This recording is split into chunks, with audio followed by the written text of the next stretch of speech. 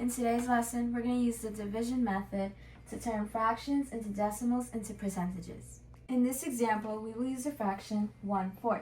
1 is the numerator and 4 is the denominator. When we express this as a division problem, 1 becomes the dividend and 4 the divisor, which makes it 1 divided by 4. When you're dividing, it can sometimes be really helpful to write the times tables on the side for the divisor. If you look closely, you'll notice that each number increases by 4. 4, 8, 12, 16, 20, 24, 28, 32, 36, and 40. If you ever feel stuck, you can always remember 4 times 10 equals 40. You can subtract 4 to get 4 times 9 equals 36, or you can add 4 to get 4 times 11 equals 44. And if you ever forget 4 times 8, you can always subtract 4 from 36 to get 32. And vice versa. You can add 4 to 40 to get 44, which is 4 times 11. How many times does 4 go into 1? 0 times.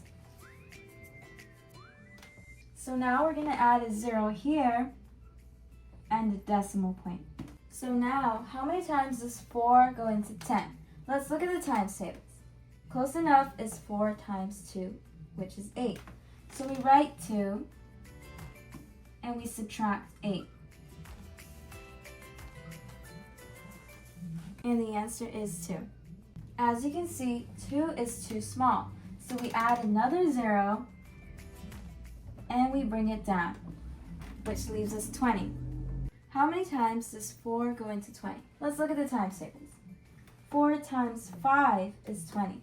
So we put a 5 here and we subtract 20, which leaves us 0. Our final answer is 0.25.